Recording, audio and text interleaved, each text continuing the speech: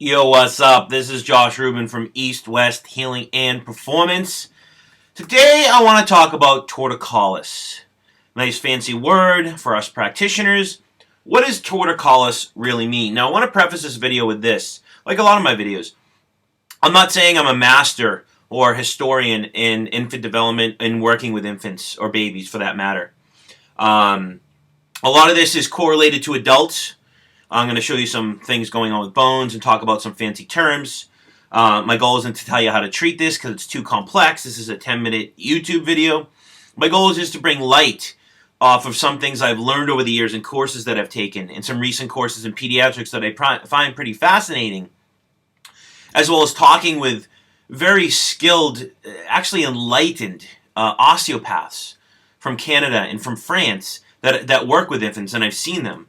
And actually seen some results right in front of my eyes. So I find it very profound, and that's why I want to share this information.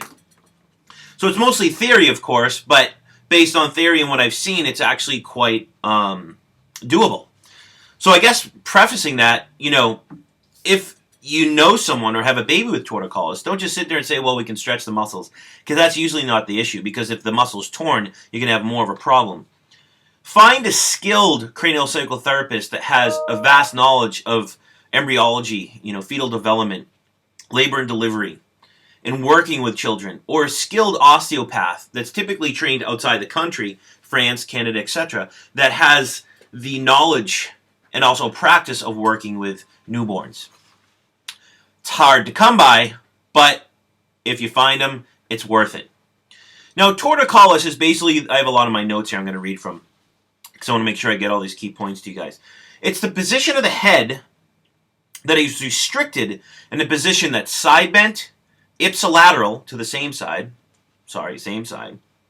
and rotated to the opposite side. And that's the muscle of the SCOM, or the SCOM, the sternocleido-occipital mastoid. It's actually four muscles. In the US, we call it the SCM, but for some reason, everywhere outside the country, it's called the SCOM muscle, because it's actually four muscles. And basically it goes from the sternum to the mastoid. We're simplifying it to the occiput. But it's actually four muscles, and that's why it's called the SCOM. So you'll hear me refer to that. And that muscle actually ipsilateral side bends and contralaterally rotates, just like the psoas that goes from the lumbar spine to the pelvis to the femur. Now, when a baby is born, it's actually with this, it's called congenital torticollis. But there's also a condition that can be acquired, and it's called acquired torticollis, that can develop later on in life. Now, in 1992, there was 1 in 300 live births where children were actually being born with torticollis. Now, I've seen 1 in 250, 1 in 300. It's kind of around the same number. Now, it's interesting because in 1992, the American Academy of Pediatrics, along with the Canadian Pediatric Society, launched a campaign for babies sleeping on their back. Now, I don't want to go into this developmentally, but babies develop on their stomach. And there's a lot of reflex points and how they develop, in a quadruped position, and how they unfold kind of like a flower, and how muscles, muscle chains, fascial chains, even organs, bones, etc. develop based on the pressure points. And they develop flexion and extension first, which is a homologous pattern, and then homolateral patterns, which is completely left and right, which is the frontal plane. So sagittal plane, frontal plane, and then transverse plane, which is contralateral systems. Whether it's bone, fascia, it doesn't really matter, muscle. The same thing happens on the back, though. So a lot of babies that don't get enough tummy time, same thing happens on the tummy. We develop a lot of these chains. They don't develop certain systems, and they can actually, certain blocks like pelvic blocks, neck blocks, shoulder blocks, all these things can actually be perpetuated. So since 1992, there's actually been an increase. Now, I found some different references. Anywhere from 60 to 99.9% increase in torticollis and plagioccephaly, which is pretty interesting, from babies being put on their back too much. Plagioccephaly is the distortion of the cranium. And when babies are born, we all have a vault and a base in our cranium. The vault is adaptive to the base. It's more membranous. The base is more cartilaginous. I'm not going to go over the exact bones because it's going to be just way over people's heads. But the bottom line is, you have sutures in your cranium, and we call these fontanelles in babies. Most babies are born, a lot of the cranium, they don't even have sutures. or bevels. They kind of just have these big spaces. Typically, our sutures kind of overlap like this. But the cranium is very adaptive to adapt to the birthing process. Now, in a nutshell, because it's much more complex than this, the typical position of a fetus inside a female is called LOA, left occiput anterior. So they're on the left side of the body, and this is the face facing kind of medial, occiput anterior. So as they fall, you can't really see this that well, but as the baby falls, it hits. Now, there's certain things going on inside and certain pivot points that are being created, and I'll give some examples. But as the baby comes down, it kind of hits the ilium and gets pushed, the innominate, and gets pushed more medial. And as it gets pushed more medial, if you look at the pelvic inlet and outlet, it can't fit because the sacrum, the coccyx, and the pubis are in the way. It can't fit this way. So as it reaches that point, it actually starts to rotate and comes face down. So that's a normal birth. So as it goes face down, there's certain pivot points that are going on in the cranium between the occiput, the parietals, etc., the frontal. As it gets to coming out of the vagina, typically, and this is a natural birthing process, this is really important because it goes through this natural spiral. That's very important for neurological development, DNA development, fascial development, and it's always going through this compression and separation or relaxation as it goes through this process, which is very important for normal development. So when babies get a C-section, it's very important for you to see an osteopath or cranial psychotherapist to help eliminate some of the lesions, but actually take him through this natural spiraling process. So as they get to the vagina, yeah, I said vagina, the right shoulder, they actually start to turn again. The right shoulder actually pops out, so now they're facing anterior again, and then the left shoulder pops out, and then gravity takes over. Now, during that process, there's many areas during this process where they can develop a torticollis, especially as the shoulder pops out, or if they get locked in extension, or if they get locked in the birth canal, which I'll give you some examples as we move. Now, the main causes of torticollis are basically congenital and issues with the SCOM muscle, trauma at birth to the SCOM muscle, or tearing of the SCOM muscle, intrauterine poor position of the baby as it moves through the birth canal. Like I said, the easiest to kind of talk about, there's many, but as it kind of pops out shoulder first, if it gets stuck in the canal or if it crowns, it can get stuck in this extension for an extended period of time, which can actually lead to compression of the occipital bone, the jugular foramen, etc., and lead to torticollis. And as well, forceps delivery, depending if it's on the parietals or the temporals, or babies' heads that are turned during delivery, causing tearing or rupture to the artery or veins of the SCOM muscle, causing increased muscle spasm. That's why it's important to not just stretch the muscle, because stretching the muscle, it's really going to do nothing to help you because there's something higher up that's actually affecting kind of the flow, neurological, arterial, vascular flow to the muscle. Now, typically with torticollis, side bending comes back faster. Rotation comes back typically first. So if they're like this and they're healing, rotation will come back first, but the side bending is typically harder to correct. And it's the side bending that induces the plagiocephaly. Because remember, most babies' bones are very membranous. And certain bones ossify at different ages. Like the pre and post sphenoid actually ossify intrauterинely at the 7th and 8th month. But I think it's like the lower half of the sacrum actually ossifies at 20 to 25 years of age. And all bones ossify at different ages. So a lot of the bones are actually membranous for a certain period of time. So you can see how certain traumas can affect the ossification centers, as well as the foramens that go through a lot of the bones, especially in the cranium. Now, I'll talk about that in a minute. What are some of the clinical features of a torticollis? You typically have inclination of the head ipsilateral left. This is with a left torticollis. And sometimes of the trunk. So it would look like this. Ipsilateral shoulders typically higher. And they'll have a contralateral rotation.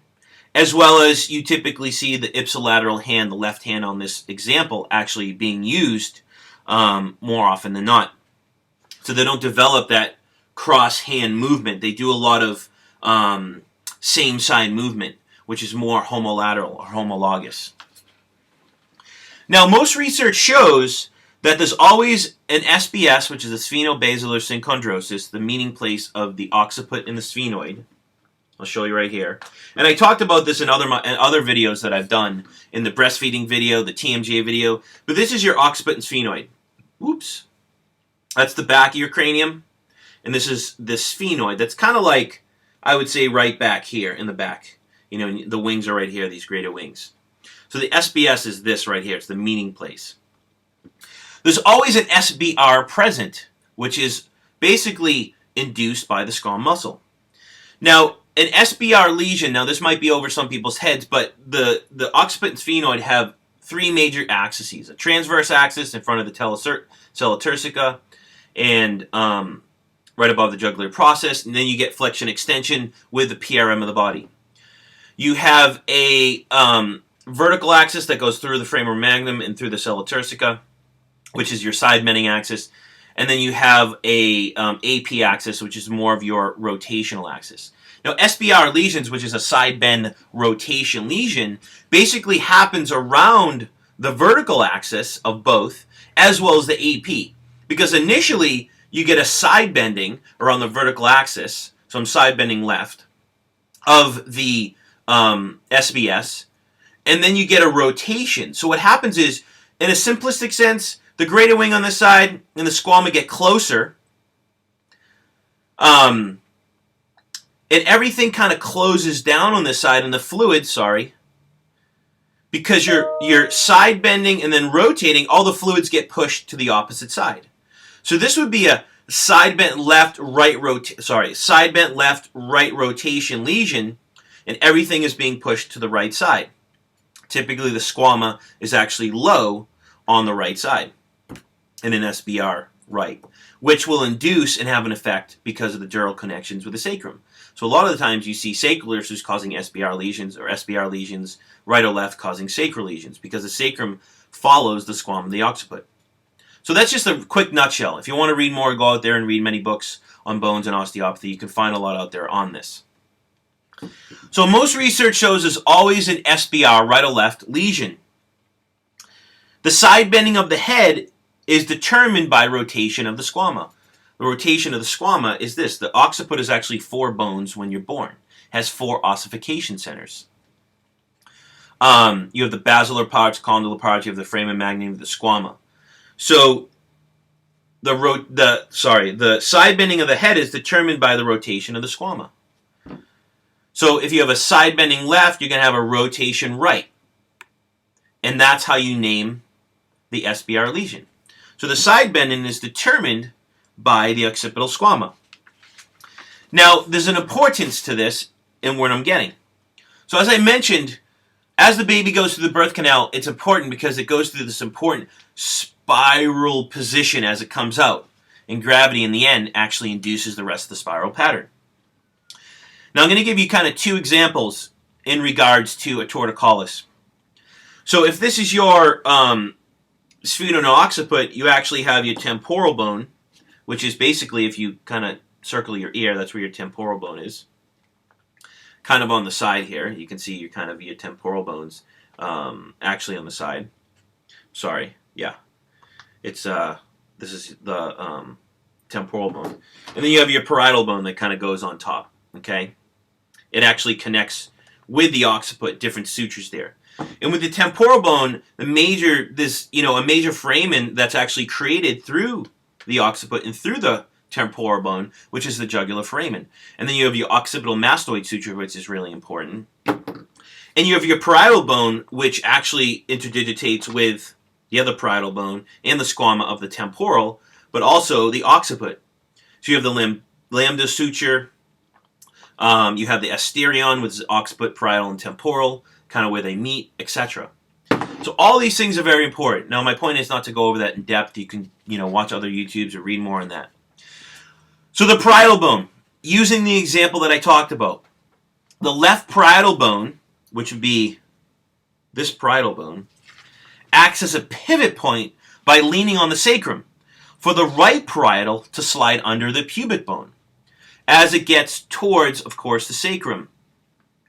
So the left parietal bone acts as a pivot by leaning on the sacrum for the right parietal to slide under the pubic bone. Boom, just like that.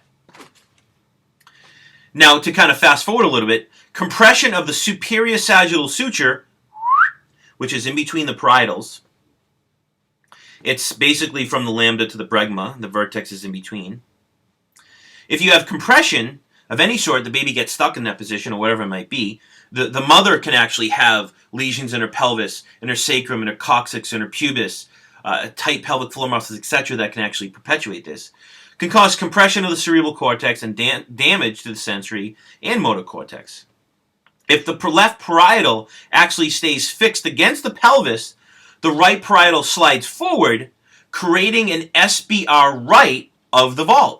Basically the opposite of what I showed you. So it'd basically be a side bending right rotation, an SBR right, side bend, yeah, so basically the one I showed you, side bend left, rotation right.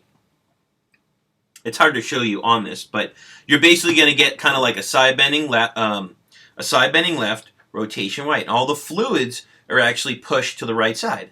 And between the muscle movement and the bone movement and the fluid movement, this creates the plagiocephaly. So if the left parietal stays fixed against the pelvis, the right parietal slides forward, creating an SBR lesion of the vault. If the right parietal bone becomes fixed under the pubis, the resultant lesion of the right spheno-squamous, which is where the sphenoid meets the squamous part of the temporal suture, resulting in an SBR left of the vault. So you can see how either parietal can actually create an SBR left or right. Typically in this scenario, the greater wing of the sphenoid may stay low on the left side, causing compression of the sylvian artery, as well as problems with Broca's area, which is speech. And side-bending lesions may affect the hypothalamus, which affects homeostasis, endocrine function, thermal regulation, blood pressure, sleep-wake patterns, and behavior. So you can see how these lesions can create issues in our child, and we think our child is at fault because they have behavioral issues, thermal regulation issues, they're crying all the time, they're red, they're hot, maybe have blood pressure issues, maybe they're vomiting all the time, which is from compression of the vagus nerve, they're drooling all the time, which is from compression of the hypoglossal nerve through the hypoglossal canal of the occiput. So you can see how labor and delivery and what goes on can affect our baby. And we're trying to fix the baby when in reality they need manual therapy to kind of release the energy that's being stored, release compression on these nerves, release the foramen and the lesions that are going on in the cranium. As Viola Fryman, MD, said, over 80%, this is based on her research, over 80% of all babies are born with osteopathic lesions. Now you can get an occipital compression as well. When the head goes past the pubis, so in this position, occiput goes past the pubis, the head goes into extension. That's the first movement that it does, in order to leave the vagina. The fixed point is now under the occiput in order to free the frontal bone from the coccyx. Now, it could be an issue with the mother's coccyx, issue with her sacrum. It could be a lesion in the child's upper, thoracic spine. Increased tension of the SCOM from the parietal bones before getting to that point of the vagina. So any compression of the basilar part or condylar parts of the occipital bone, remember it's 4 bones at birth, it has 4 ossification centers, may cause compression of these areas of the basilar and condylar parts, which can lead to memory and motivational problems, seizures, spasticity, and cranial nerve compression of 12, which can equate to swallowing issues, cranial nerve 11, which is torticollis issues, cranial nerve 10, which is vomiting issues, and cranial nerve 9, hypoglossal, which is drooling issues. So my whole point with this is you have the spinal accessory nerve that goes through the jugular foramen, temporal, occiput, through that foramen, as well as cranial nerves 9 through 11 basically go through there. Hypoglossal nerve goes through the occiput, the hypoglossal canal. So if we have tension in the SCOM from poor intra-uterine position, the baby it's a traumatic birth and they're stuck in the canal for 2 hours or 12 hours or whatever it may be. They get stuck coming out and they're crowning. The parietals get stuck. They get compression of the occiput, etc. This can cause compression of the foramens that these nerves go through, especially, in this example, the spinal accessory nerve, which is mostly motor, and innervates the traps and the SCOM muscle, leading to an SBR lesion, leading to increased compression of the nerves and arteries to this muscle, to the nerve. Now the baby comes out, they have torticollis, we feel like we can't help them. But in all reality, we can. Now, the methodology is basically to recover as much as possible of the corrected posture so they can auto-regulate over time. It's regulating the dural connections between the occiput and the sacrum, the foramen magnum, C0, C1, C2, the entire primary respiratory mechanism of the child. Working on those compactions of the sacrum, the occiput, the OM suture, the base of the cranium, C0, C1, etc. So hopefully you enjoyed this YouTube. Hopefully it's enlightened you. Go out, find someone to help your baby, do some more research, and I'm out of here.